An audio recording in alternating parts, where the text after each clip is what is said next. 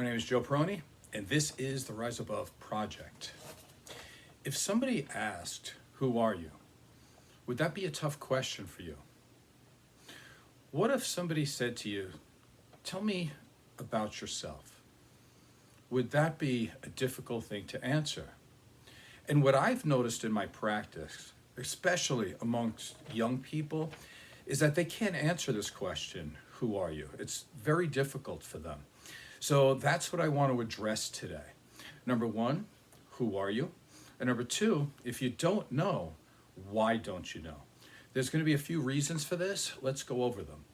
So number one, children who come from an invalidating environment usually grow up to understand that their feelings, emotions, points of view, perceptions, needs, desires, they're not really cared about.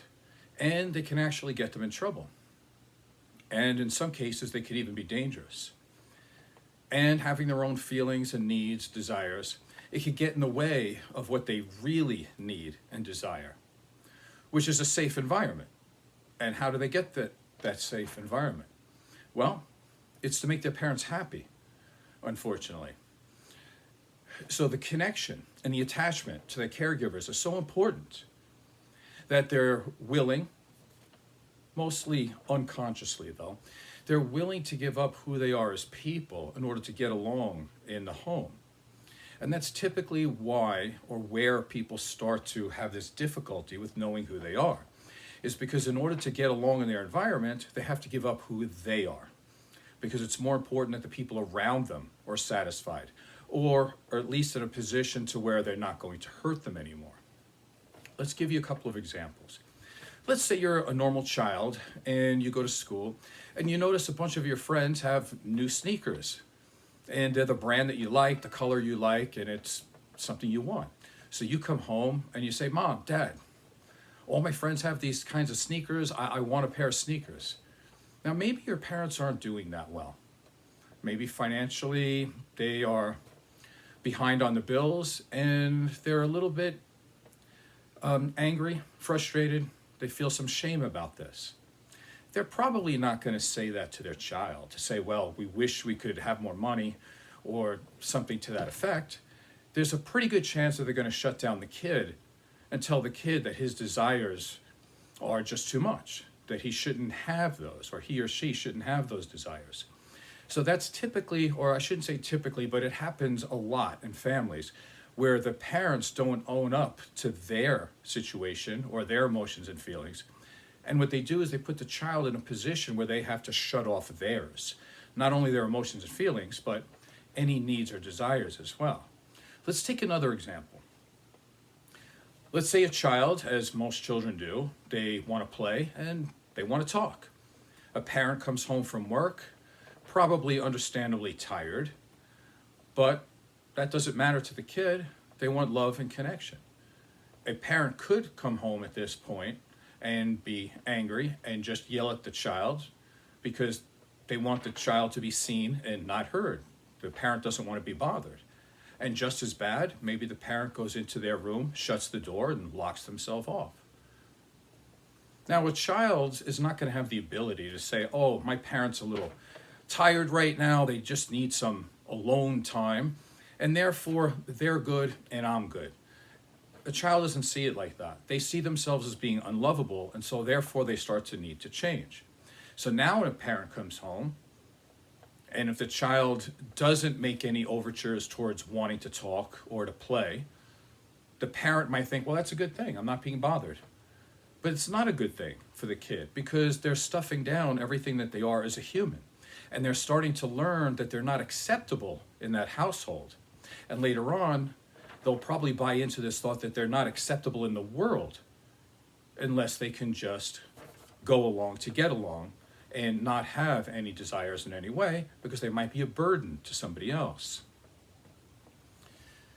Now, over time, what typically happens is that the child becomes a real expert here. They become an expert at denying and suppressing their feelings and needs. And then society has a way of brainwashing them even more, because society encourages people just to go to work, to shut up, not say anything, and just go along with it and don't rock the boat. So a child like this can get brainwashed as they get older into adolescence and into adulthood to being attuned to other people's needs and feelings at the expense of their own. And they'll continue to be gaslighted into believing somewhere along the way, someone will say, "You're such a good person." And they probably are. But what we're talking about here is someone will say, "Well, you are overly empathetic. You're a super empath." Then they'll go on YouTube and they'll read about how awesome they are and how they have special powers and they should be looked up to. When in fact, empathy is good. Everybody needs that.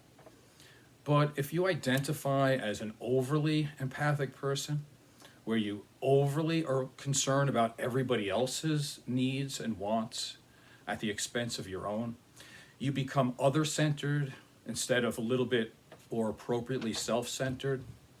What's happening here is that you're hyper-vigilant.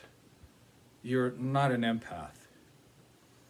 And so this is coming from a place of trauma. It's not coming from a place of empowerment. And a person like this, what could happen is they turn into a robot, meaning they don't have any feelings of their own unless it's connected to somebody else. That's number one.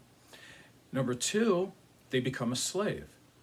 Because what they're doing is they're turning themselves into somebody who's not good unless they're really good at serving other people. And once again, at the expense of themselves. So back to the original question. Who are you? And if you don't know, why don't you know? You may not know because your survival skill was to abandon yourself and to abandon your identity. And you did this unconsciously. You did not self-differentiate. You became enmeshed with the people around you because you had to, because you needed to get along, you needed to get the things that you wanted. Continuing, that would be a version of trauma within the family. Now, I also believe that this can happen through trauma through society.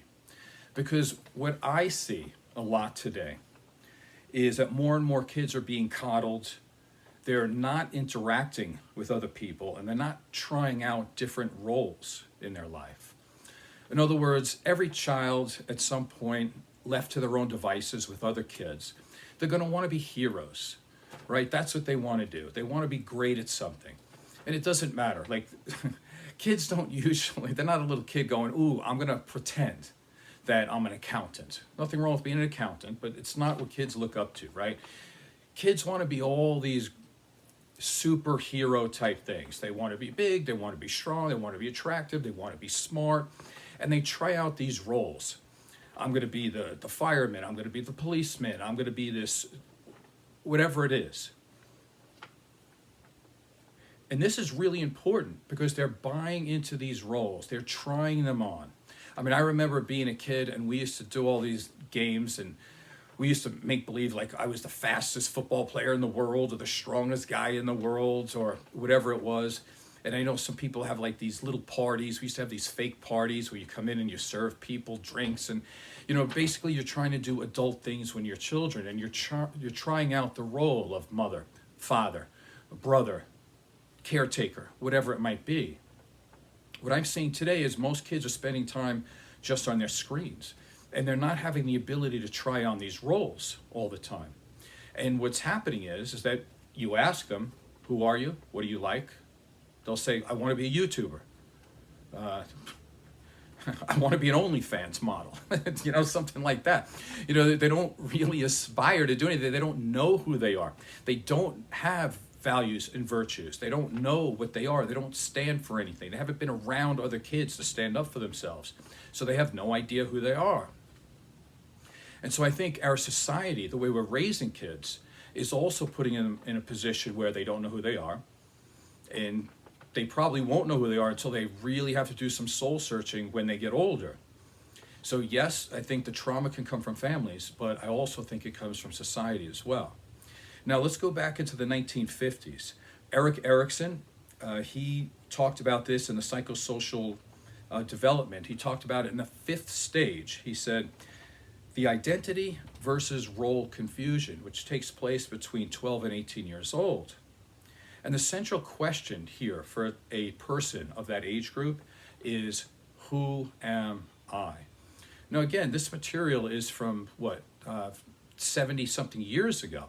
And we could even go back further. I mean, you go back to Socrates, Aristotle, Plato, every single therapist, every single philosopher, religious people have all had that question, the existential question. Who are you? Who am I? These are very important to know, and as time goes on, people are having more and more difficulty answering this question. Going back to Eric Erikson, he said if you can successfully navigate that area of your life, you'll have a strong sense of self and you will develop clear virtues and values. That makes sense. But what if you fail? If you fail, he said you're looking at identity confusion. Aren't we seeing that? We're seeing a tremendous amount of that in the country right now. And he said it leads to anxiety and depression. And aren't we seeing that? So we're seeing that as well. So what are the goals here? I think the goal is to, first of all, we have to change society a little bit, but I don't think I'm going to be able to do that today. I've been ringing this bell forever about that kids should be more interactive socially with other people and get off the screens and stop living a fake life on the screen and live the real one that should be right in front of their face, because then they'll start to know who they are pretty quick that way, but you'll never know who you are. If the next thought you had is because some YouTuber said it, you'll never gain self-esteem that way. You'll never gain a sense of self that way. So what we're looking at here is self-differentiation. In other words, the differentiation of self, and not just you're somebody only by the way you connect to other people. Now, I do know that there's some cultural situations here, because in some cultures, it's perfectly normal and perfectly okay to align yourself with other people and have your self-esteem wrapped up, let's say, in your family. And that's okay, as long as you know what you're doing and it does make you happy. My mother was one of those. If you ask my mother who she was, she would say, I'm a mother. And that's it. And that's all my mother ever really wanted to be, is she wanted to be a good mother. There's nothing wrong with that. That's what she wanted, that's what she got, and she was great at it. End of story there. She was happy. I'm talking about the people, though, that really have no idea who they are, and they just go along with the program, and they feel in some way that they need to go along with the program, because if they don't, they're going to be shunned or hurt or abused in some way. So it's a little bit of a different story that I'm talking about here. So if you want to start moving towards self-differentiation, there's a couple of things you have to know. Now, let's say you're in a relationship, right? There's been a lot of talk about, what is the cause of divorces? Why do people get divorced? Typically what they talk about are symptoms. Somebody will say, well, somebody cheated, whatever it is. Typically it's not that. Even cheating is a symptom. It's not the root cause most of the time. Sometimes it is, most of the time it's not. What we're looking at here is some of the causes, the main causes of divorce or breaking up in relationships, is the alienation in terms of their emotions. Somebody feels emotionally disconnected with their partner, which leads to obviously all these other problems. The other one breaks down to the differentiation of self. Now, it's not happening as much as it used to, but the differentiation of self was probably the number one cause of divorce throughout the 70s and 80s, when women started to want to be more. They aspired to work outside the home. They aspired to do more for themselves and not just all of the work for somebody else. They didn't want to play second fiddle to their husband, second fiddle to their kids. Nothing wrong with that if that's what they wanted, but there were many women who wanted something different. And as they started to self-differentiate, it causes problems in the family, because then the family has to grow in order to meet this new person who's having different needs, different desires, and they're acting differently among the family. And many times, a lot of men could not handle this, and so it would lead to divorce. What's happening today is that women they're already taking that step. They're already self-differentiating, and then they're getting married later. So that's typically not the top reason for divorce anymore, but it was. But I still feel it's very important for you to know this, because you might be in a relationship where you could be listening to this saying, this self-differentiation, yes, I need this. But also be forewarned that it can cause some damage in the relationship, and then it would be up to you to decide if it's worth it or not. And of course, if you are taking a lot of negativity because you are trying to self-differentiate, it could probably be traced right back to your childhood as well, when maybe your parents did not allow you to self-differentiate, with all the examples that I had already given you. So let's go over some of the traits and some of the goals of a self-differentiated person. Number one, you want to be calm during conflict. You don't want to be afraid to be in a confrontation with somebody. Again, why would you be afraid? Because when you were young, you would get damaged or hurt or you treated poorly if you had a difference of opinion. And so, again, you would have to hide everything. You would be afraid of that. So you would back up. You would acquiesce from every type of confrontation when you were younger, because you had to. You had no power back then. But now you're an adult and you should have some power. In more layman's terms, just stick up for yourself. If you can do that, you're starting to become self-differentiated. Number two, you want to make decisions without excessive emotion. And you don't want to be worried about somebody else's response. Now, I'm not saying be callous to people. What I'm saying is, if you know who you are and what you want, make a decision. Say this. Say what you need to. Even if somebody's trying to hold you down with their negativity, you have to be okay with handling that. When you were a kid, you couldn't handle somebody's negativity because they could ruin your life. They might be able to ruin your life a little when you're an adult, but they're not going to take your life away. You do have power. Number three, be able to say what's on your mind and be able to follow through. Again, it's just another derivative of the first two that I had mentioned. So you see where this is leading. Number four, you want to be able to define yourself. Now, you want to be able to define yourself without relying on other people's judgments and opinions. In other words, you're good if you say you're good. Don't do something and think, I don't know if that was good or not. Let me wait to see what everybody else thinks. Let me do a little poll, let me do a little survey, and then I will judge whether I'm good or not.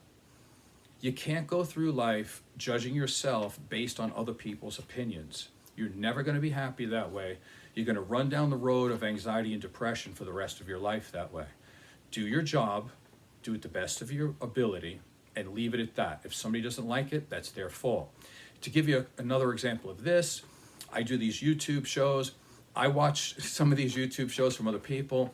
I know they don't have any professional background. I know that they're using, I'm trying to be nice here, they might use misinformation. Typically they're just lies and ignorance. Not always, but many times. And when they start leaning towards ignorance and misinformation, they tend to have a lot more views. They'll have millions of subscribers, millions of views.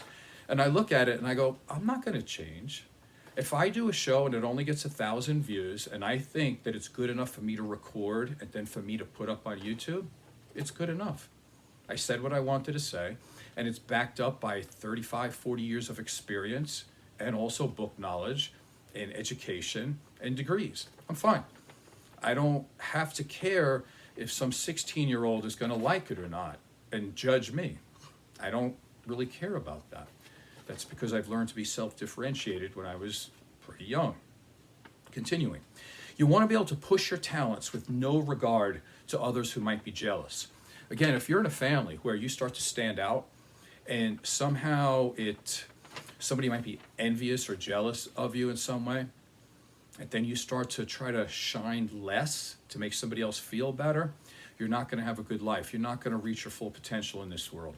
So if you are self-differentiated, your job is to do the best you can with what you have, regardless if somebody else is going to be your fan or not. So you want to do the best you can, be the best you can be, know your values and virtues, and aim in that direction. And then align yourself, if you want to live a life with another person, align yourself with someone who's a cheerleader for you, who does think you're the best person in the world. Now, in the beginning of the show, I said every person wants to be a hero to somebody.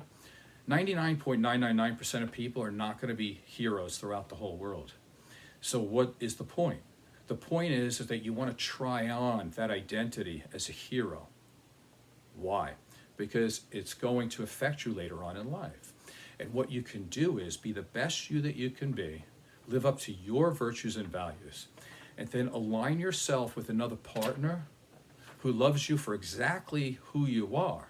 And then you can be a hero to that person. And if you're at a certain stage in your life, then you will have children. And then you could be a role model for them.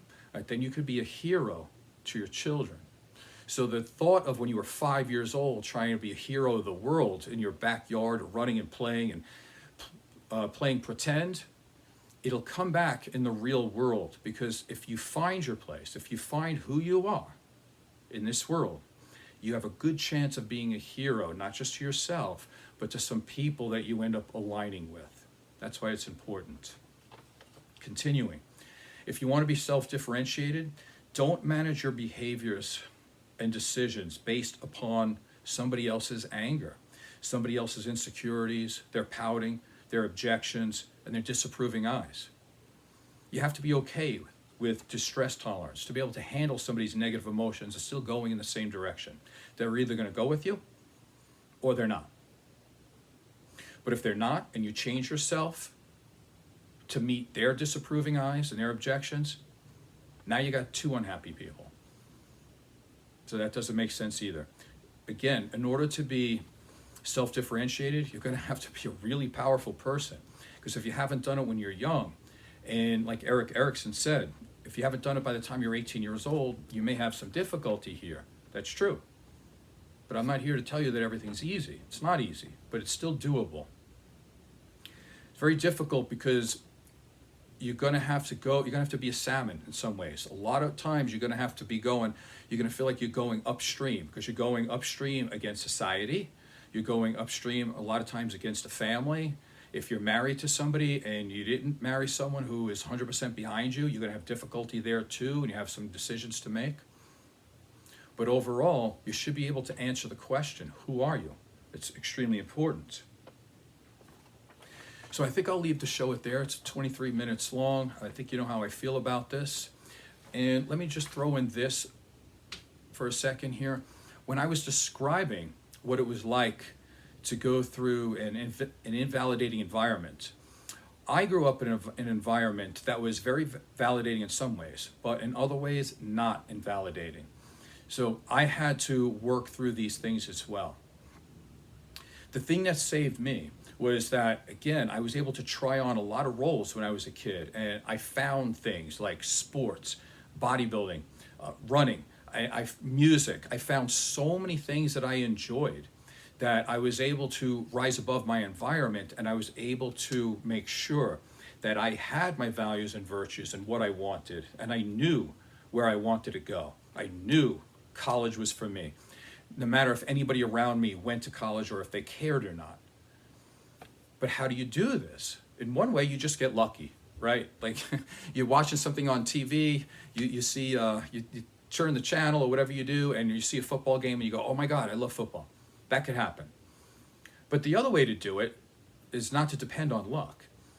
It's to be able to make sure a child has access to many things in their life. Music, sports, whatever, other people.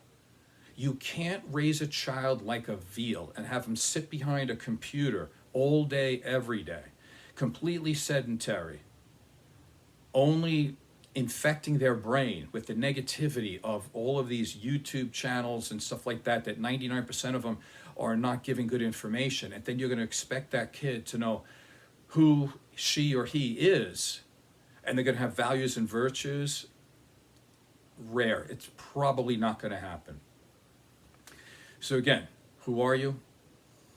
If you don't know, it's time to start looking at it.